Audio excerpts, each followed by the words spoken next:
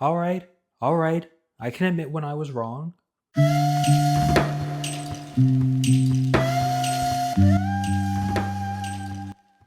Hey everybody, I'm Stretch Horizons. If you're meeting me for the first time, it's very nice to make your acquaintance. If you're a repeat viewer, welcome back. For anyone who doesn't know, I am a massive fan of Dune. I have been for some time now. I really enjoyed the most recent addition to the film part of this franchise that released earlier this year, and I was very much looking forward to the show itself. But I've been disappointed by the show so far, being lukewarm with regards to the first episode and outright disliking episodes 2 and 3, finding them trite, boring, and convoluted. It turns out all that was required was a little patience on my part. These episodes, 4 and 5, were immensely fascinating. The stakes mattered, the character work was excellent, and the soundtrack, on a lesser but still important note, finally managed to come into its own. So, every area that I've previously critiqued it, whether it was the acting and line delivery, the quality of the writing, or the substance of the story itself, has not only improved, but skyrocketed. Having the background context patiently established by the first three episodes helps you to understand where House Harkonnen is and how and why the political machinations that we see come to fruition in these two most recent episodes work the way that they do.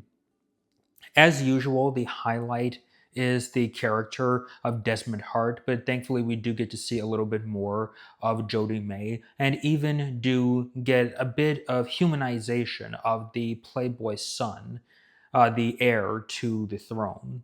So that is pretty fascinating. It's pretty much a total change, a complete sea change from the kind of work that we were getting previously, and I've been pleasantly surprised. So, if episode 4 was a marked improvement, episode 5 was a masterpiece. I was pumped from the very first time I saw those landing crafts start to enter the atmosphere of Seleucia.